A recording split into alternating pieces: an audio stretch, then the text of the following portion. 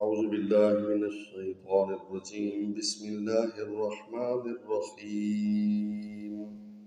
یہ علامہ اقبال کی نظم ہے دنیا اسلام، تو اس کو خلاصتاً بیان کر رہے ہیں، اور جو اس میں پیغامات ہیں وہ بھی آپ کو سنا رہے ہیں۔ چند اشعار جو ہیں اس میں سے ہم آپ کی خدمت میں پیش کر رہے ہیں۔ فرمایا ایک ہوں مسلم حرم کی پاسبانی کے لیے، نیل کے ساحل سے لے کر تاب خاک کاشغر۔ انتہائی مشہور شعر ہے، اکثر آپ سنتے رہتے ہیں۔ نیل، دریائے نیل مصر کا مشہور دریا ہے، اور تاب خاک کاشغر، کاشغر کی سرزمین ترکستان کا ایک شہر ہے، اس کو کہتے ہیں کاشغر۔ تو ان کے درمیان کافی فاصلہ ہے، تو فرمایا اتنے تک جو ہے نا آپ سب اکٹھے ہو جائیں، افریقہ سے لے کر ترکی تک تمام مسلمان جو ہے اختلافات کو بھلا کر ایک ہو جائے، خانہ کعبہ کی حفاظت کریں، ٹھیک ہے،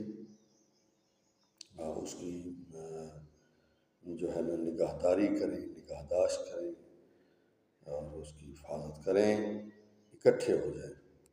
اور قرآن نے بھی یہی پیغام دیا ہے، بسم اللہ الرحمن الرحیم، وَاعْتَصِمُوا بِحَبْلِ اللَّهِ جَمِيعًا وَلَا تَفَرَّقُوا، کہ اللہ کی رسی کو مضبوطی سے تھام لو اور تفرقہ میں نہ پڑو، ٹھیک ہے۔ اگلا شعر بہت اہمیت کا حامل ہے، بہت خوبصورت شعر ہے۔ فرمایا نسل اگر مسلم کی مذہب پر مقدم ہو گئی، اڑ گیا دنیا سے تو مانند خاک راہ گزر۔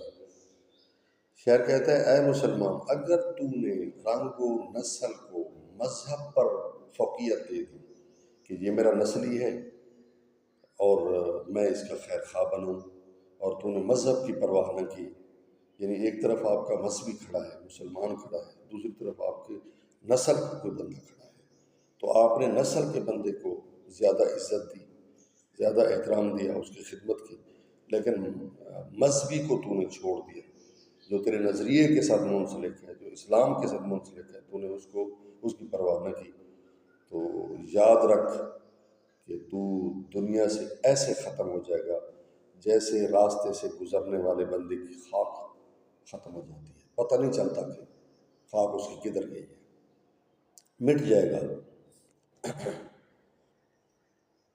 ٹھیک ہے۔ تو یہ دیکھیں، یہ بھی مذہب کی عظمت بیان کی ہے کس نے؟ علامہ اقبال نے۔ اگلے شعر میں فرمایا کھول کر آنکھیں میرے آئینے گفتار میں، آنے والے دور کی دھندلی سی ایک تصویر دیکھ۔ واہ! شعر کہتا ہے کھول کر آنکھیں، کھول کر آنکھیں مطلب کیا کہ بصیرت پیدا کر، توجہ سے میری باتوں کو سن، ان پر غور کر۔ غور اصل میں عربی کا لفظ ہے جس کا معنی ہے ریسرچ کرنا، نیچے جانا، گہرائی میں جانا، کسی چیز کی گہرائی میں جانا۔ آئینہ گفتار، باتوں کا آئینہ، مراد بصیرت سے بھری بات ہے۔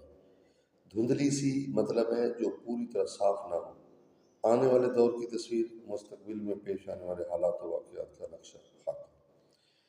خضر کہتا ہے اے شاعر، میری گفتگو میں تجھے آنے والے دور کی تصویر یقیناً نظر آئے گی، ہر چند کہ یہ تصویر فی الحال قدرے دھندلی ہے، تاہم رفتہ رفتہ یہ تصویر واضح ہوتی چلی جائے گی۔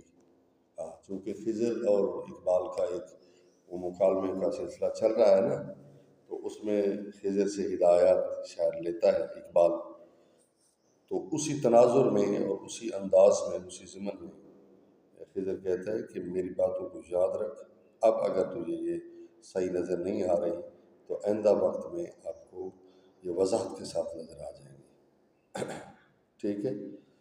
تو آخری شعر جو ہے اس نظم کا، فرماتے ہیں مسلم استی سینہ را از آرزو آباد دار، برزماں پیش نظر لا یخلف المیعاد دار۔ تو اگر مسلمان ہے تو اپنے دل میں عظمت اسلام اور ملت اسلامی کی ترقی اور سربلندی کی آرزو زندہ رکھ، یعنی مذہب کو بلند رکھ، اور اس میں ساتھ ساتھ یہ بھی وعدہ دہرایا گیا ہے کہ اللہ تعالیٰ نے جو وعدہ کیا ہے انسان کے ساتھ قرآن مجید میں کہ ان اللہ لا یخلف المیعاد، اللہ اپنے وعدے کے خلاف نہیں کرتا، اگر تم کوشش کرو تم محنت کرو گے۔ والذین جاہدوا فینا لنہدینہم سبلنا، قرآن میں اللہ تعالیٰ نے ارشاد فرمایا ہے اے انسان، اے مومن، اگر تو جو ہماری راہ پر چل پڑتا ہے ہم اس کو راستے کی ہدایت کر دیتے ہیں، ہم اس کو منزل بتا دیتے ہیں اور وہ اپنی منزل تک پہنچ جاتا ہے۔ تو اللہ جو ہے پھر دوسرا وعدہ ہے کہ لا نضیع اجر المحسنین، ہم نیکوکاروں کا اجر ضائع نہیں کرتے۔ یعنی اسی طرح کے جو وعدے ہیں وہ اللہ تعالیٰ قرآن مجید میں بیان کرتا ہے اور وعدہ خلافی نہیں کرتا۔ یہ جو لفظ آیا ہے لا یخلف المیعاد، اس کا یہی معنی ہے لا معنی نہیں، یخلف و خلاف نہیں کرتا میعاد وعدے کے، یعنی اللہ اپنے وعدے کے خلاف کوئی بات نہیں کرتا۔ تو اقبال کہتا ہے، خضر کی زبانی اقبال کہتا ہے کہ آؤ عظمت اسلام کو سمجھو، ملت اسلامیہ کی ترقی کے لیے کام کرو، اور انشاءاللہ اللہ تعالیٰ آپ کے ساتھ جو وعدے کر چکا ہے وہ پورے کرے گا۔ تو دعا ہے اللہ تعالیٰ ہم سب کو متحد فرمائے مسلمانوں کو، اور اتحاد میں ہی سب کامیابیاں موجود ہیں۔ والسلام علیکم ورحمۃ اللہ۔